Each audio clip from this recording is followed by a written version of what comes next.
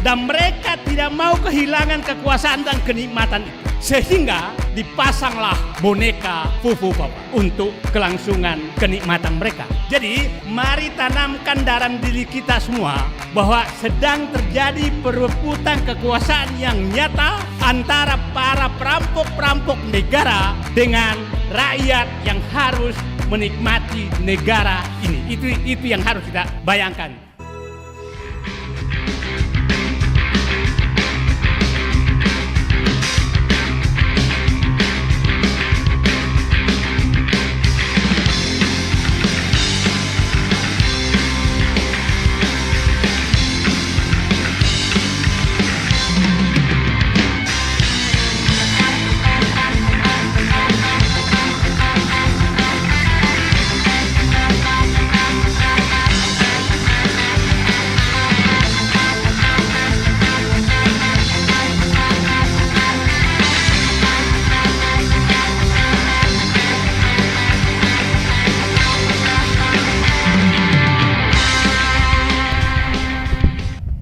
Assalamualaikum warahmatullahi wabarakatuh. Terima kasih Bung Refli, Bapak penyelamat bangsa saya pikir, karena beliau konsisten untuk mengumpulkan kita semua.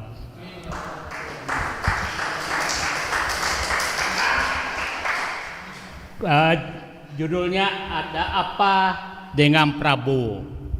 Pertanyaan saya, apakah Prabowo masih ada?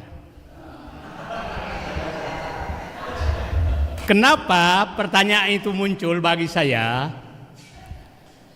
Saya membaca dan menghayati Pak Prabowo dari 3-4 bukunya yang saya baca mulai 2012. Ada 4 yang saya tangkap dari beliau. Satu, bahwa dia risau sekali terhadap bangsanya. Setelah terjadi 98 tadi, bahwa terjadi paradoks bangsanya kaya tapi rakyatnya miskin. Terus yang kedua, pulang dari Yordania menyatakan tekad bahwa untuk merubah bangsanya tidak ada jalan lain kecuali masuk ke politik agar bisa membuat kebijakan. Dan dia berjuang secara konsisten lebih 20 tahun, mulai dari Wapres, 2 kali calon presiden, baru menang menjadi presiden 2024. Apa yang mau dia perjuangkan? Saya lihat hanya 2 sebenarnya. Satu, bahwa ekonomi harus dinikmati oleh rakyat. Yang kedua, bahwa kedaulatan ada di tangan rakyat. Itu yang dia mau perjuangkan. Jadi sederhana sekali yang dia mau perjuangkan. Pertanyaannya, apakah saat ini Prabowo masih di garis perjuangan tersebut? Itulah kenapa saya tadi bertanya, apakah Prabowo masih ada? Itu pertanyaan saya. Karena tadi konfigurasi kabinet kayaknya agak jauh dari yang kita bayangkan. Nah, yang saya bayangkan sekarang adalah siapa tahu sebenarnya saat ini baru terjadi perebutan kekuasaan, bukan kemarin. Nah, karena begini, kabinet yang disusun Prabowo saya katakan kan 5 jalur. Jalur pertama politisi, jalur kedua profesional, jalur ketiga adalah oligarki, jalur keempat adalah dinasti, jalur kelima adalah juru maki. Ini 5 jalur yang masuk ke kabinetnya Prabowo yang sekarang. Nah, jadi saya membayangkan sekarang yang terjadi ini sedang terjadi perebutan kekuasaan di dalam pemerintahan, yaitu Merdeka Utara dengan Merdeka Selatan. Sekarang udah Merdeka Utara semua. Simbol Merdeka Selatan itu Wapres. Apa yang terjadi? Saya membaca bahwa komando 3 jalur itu adalah jalur oligarki, jalur dinasti, dan jalur jurumaki itu komandonya ada di Merdeka Selatan. Profesional politik komandonya ada di Merdeka Utara, di tangan Prabowo. Nah, pertanyaan kita, kenapa Pak Prabowo kalah dari 3 jalur ini kan tadi? Kalau Pak Prabowo tetap konsisten dengan dirinya, maka 3 jalur ini tidak ada. Nah, jadi saya menyatakan kita membantu Prabowo untuk menghadapi perebutan kekuasaan. Perebutan kekuasaan yang dikomandoi oleh oligarki dengan dinasti dan jurumaki. Itulah yang dihadapi Prabowo sekarang. Pertanyaan kita, kenapa Pak Prabowo tidak berani melawan 3 ini? Oke? Seakan-akan tidak berani, tapi kita nggak tahu. Nah, jadi saya berharap kita semua yang cinta negeri ini, kita bantu Prabowo yang sedang bergulat dengan perebutan kekuasaan yang sebenarnya.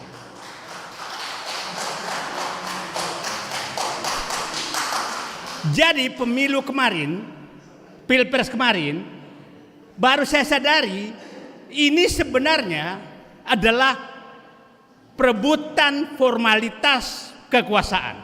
Perebutan kekuasaan baru sedang terjadi sejak Perintah Solo 13 Oktober 2024. Itulah menurut saya titik awal perebutan kekuasaan nyata. Karena saya yakin di Solo itulah terjadi 3 jalur ini menekan Prabowo yang ingin menyelamatkan bangsanya. Jadi saya katakan di negeri kita hari ini yang terjadi adalah berkumpul orang-orang yang ingin menyelamatkan bangsanya, ingin agar rakyatnya menikmati ekonomi, ingin agar kedaulatan di tangan rakyat, berhadapan dengan penikmat kekuasaan yang dilahirkan, yang dipelihara oleh Jokowi selama 10 tahun. Dan mereka tidak mau kehilangan kekuasaan dan kenikmatan itu. Sehingga dipasanglah boneka Fufu Papa untuk kelangsungan kenikmatan mereka. Jadi mari tanamkan dalam diri kita semua bahwa sedang terjadi perebutan kekuasaan yang nyata antara para perampok-perampok negara dengan rakyat yang harus menikmati negara ini. Itu yang harus kita bayangkan.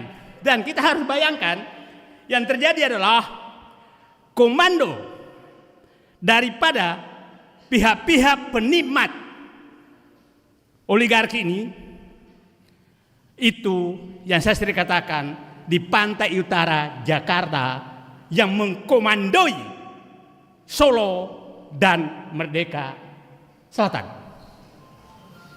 Jadi kita bersatu bersama berada di Merdeka Utara untuk menyelamatkan bangsa ini. Saya berharap Cilangkap, Trunojoyo, Senayan juga bersatu dengan Merdeka Utara. Kalau enggak, negara ini bisa bubar.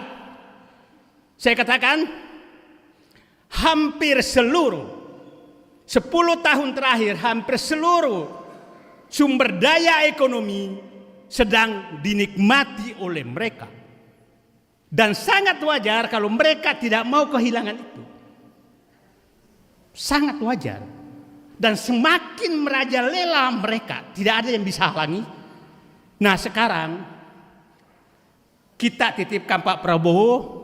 Pak Prabowo, kami berada di belakang Bapak untuk menyelamatkan bangsa ini agar ekonomi kembali kepada rakyat, agar kedaulatan kembali kepada rakyat, agar kita persatuan tetap terjaga, agar bangsa ini selamat dari rongrongan 3 jalur yang menghadapi Bapak, yaitu jalur oligarki, jalur dinasti Jokowi, dan jalur juru mati. Bayangkan Pak Hendradi tadi, sekarang jadi menteri itu tidak perlu sekolah, tidak perlu partai politik banyak. Pokoknya kuat memaki-maki lawan bisa jadi menteri. Itu. Nah, jadi itulah posisi kita. Jadi saya ulangi tadi, apakah masih ada Prabowo? Prabowo harus ada dengan dirinya untuk menyelamatkan bangsanya, dan kami akan bersama menghadapi perongrong bangsa ini. Terima kasih. Assalamualaikum warahmatullahi wabarakatuh. Jadi peristiwa yang disinggung-singgung oleh Bang Said tadi, tanggal 13 Oktober tadi, menunjukkan bahwa dia masih menguasai. Betul Bang ya? Ada tambahan 3 jalur yang turut menekan. Saya tambah satu lagi Bang, jalur luar negeri, jalur Xi Jinping. Nah, satu lagi ya. Jadi kalau ditanya ada apa dengan Prabowo, coba sebentar. Hari ini kemarin Prabowo mulai pergi ke luar negeri selama 2 pekan. Tujuan pertama adalah RRC, baru Amerika, kemudian ke Peru 5 ya, kemudian ke Qatar, lalu ke London ketemu Raja Charles ya. Nah, bisa-bisa aja sih kita berspekulasi, berasumsi, berapa lagi segala macam, tapi dengan tujuan pertama RRC ini menjadi menarik. Karena dengan komposisi kabinet yang sekarang, ada satu manusia yang disebut-sebut oleh Profesor Damanhuri yang menjadi Menteri Keuangan 3 kali. Dan satu lagi, dia kekuasaan ditambah. Ada 9 dirjen, salah satu plus kemarin tanggal 8 diangkat kepala badan baru di bawah Kementerian Keuangan, namanya Badan Intelijen Keuangan. Itu nggak ngerti saya tuh, mungkin Bang Said tahu. Padahal kita sudah punya PPATK, Pusat Pelaporan dan Analisis Transaksi Keuangan. Tapi buat teman-teman yang paham cerita ini menunjukkan bagaimana Amerika melalui Sri Mulyani masih atau ingin kembali dominan. Nah, pertanyaannya adalah ketika Prabowo akan pergi ke luar negeri, dia bilang di depan wartawan, menarik nih ya, para menteri harus komunikasi langsung dengan saya. Kalau ada apa-apa bisa video call, bisa apa, harus dengan saya. Jangan lewat Wapres. Nah, ini kan kita bacanya bingung nih. Saya menangkapnya bahwa Prabowo nggak percaya sama Gibran. Karena biasanya otomatis kalau presiden keluar negeri, kalau menteri keluar negeri, maka wakilnya yang menjadi semacam PLT lah gitu. Kadang-kadang ditunjuk menteri lain jadi ad interim kalau nggak ada wakilnya. Tapi dengan menegaskan selama saya masih di luar negeri, langsung berhubungan dengan saya. Itu artinya Prabowo tidak percaya kepada Gibran. Dan tidak salah. Ketika kemarin diundang pembukaan acara MTQ Korpri, itu Pak, itu mohon maaf dengan segala hormat. Bicara di MTQ itu nggak ada substansi. Hai aja boleh, bisa, ya, nggak perlu ngomong angka, data apa, nggak perlu. Hai aja, itu pun nggak bisa dia kasih sambutan. Padahal panitia ulang-ulang, mohon Bapak Wakil Presiden memberikan sambutan. Bayangkan Pak, kita punya wakil presiden yang bisa cuma tangtung gitu. Suruh sambutan nggak bisa. Kemudian banyak acara-acara dia yang memang dia nggak ada isinya. Tapi kalau kita kombinasi tanggal 13 Oktober, kita bingung lagi. Ini Prabowo ada apa dengan Prabowo? Kadang-kadang dia ingin tampil bahwa dia mandiri, berdaulat, tapi kadang kali yang lain dia nggak bisa apa-apa. Nah, saya ingin sedikit bicara tentang ke luar negeri. Dengan memberikan porsi kepada Sri Mulyani yang berarti mewakili IMF dan Bank Dunia serta Amerika Serikat, saya kok menduga Xi Jinping akan marah. Saya nggak tahu dalam tradisi diplomatik, tapi saya baca berita, Prabowo hanya disambut oleh dubes kita di Cina, dubes Cina di Jakarta ikut menyambut, dan tidak ada wakil presiden pun tidak ada menyambut di bandara. Padahal biasanya kalau kepala negara yang datang, yang nyambut kepala negara juga. Kalaupun nggak sampai di bandara, yang nyambut wakilnya. Nanti kepala negaranya di tempat, di istana atau di mana dan sebagainya. Saya nggak tahu nih tradisinya bagaimana. Saya kan nggak ngerti soal hubungan diplomatik seperti ini. Nah, sekarang saya ingin ambil satu benang merah. Prabowo ke luar negeri, Prabowo nggak percaya Gibran. Prabowo dalam bahaya nggak kira-kira? Kira-kira nggak nuduh, apalagi berharap, jangan. Ya, tadi saya sepakat dengan tadi siapa itu Debbie? Oh, Bang Said. Kita nggak bisa apa-apa kecuali mendukung Prabowo dengan harapan-harapan. Ya dong. Ada waktu 6 bulan untuk bulan madu. Setelah 6 bulan itu barang masih nggak jelas, apalagi semakin jelas warnanya ke sana, ya sudah, apa boleh buat, kita ngomong kencang-kencang ya. Jadi bagaimana? Dari mulai cerita Koni Rahakunduni, masih ingat? Waktu dia dipanggil oleh Ruslan, diminta bergabung ke TKN, Mbak Koni mesti jelas dong, pakai baju warna biru muda dong. Kata Koni, loh saya udah bantu Pak Prabowo, roadmap pertahanan keamanan saya bantu, saya nggak perlu masuk.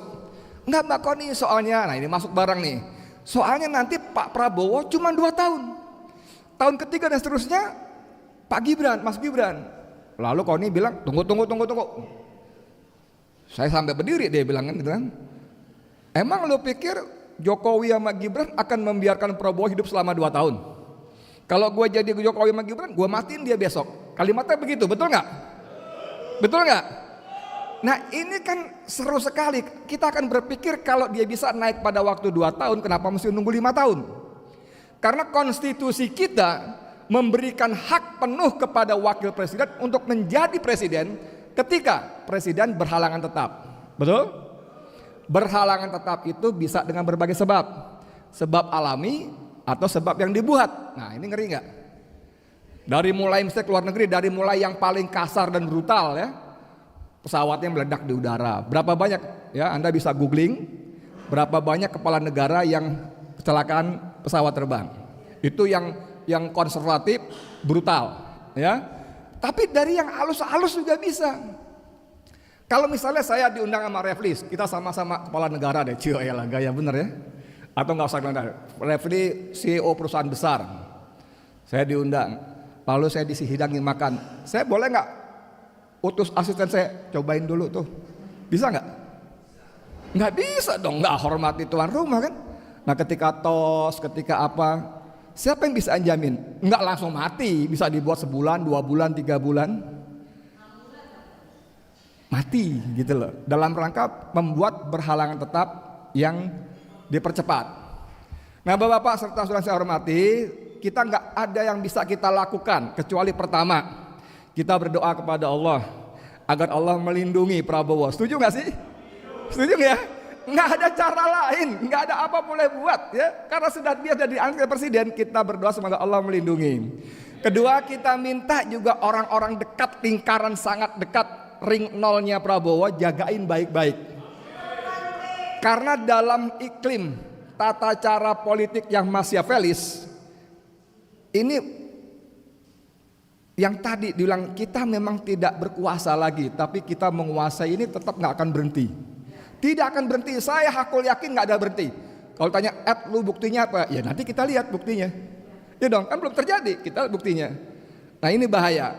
Bayangkan orang kita menjadi wapres, kita nggak rela, apalagi kalau dia menjadi presiden. Nauzubillah min zalik. Jadi dan tugas kita adalah terus memberikan sokongan kepada Prabowo dengan cara, bukan dengan memuji-muji, ya Bang Said ya. Kita menyokong Prabowo bukan dengan muji-muji. Om Tata setuju ya? Setuju ya? Bukan dengan memuji-muji, itu tugasnya buzzer lah. Tugas kita mengingatkan. Saya, kami, rakyat Indonesia menunggu Anda sebagai jenderal patriotis, nasionalis, bekerja untuk rakyat, bukan untuk bekerja untuk dinas majikan lama. Karena menjadi petugas partai itu sudah hina, betul nggak? Dan lebih hina lagi kalau menjadi petugasnya partai. Menjadi petugas Mulyono itu sangat hina. Dan kita tidak ingin presiden kita terhina. Setuju ya?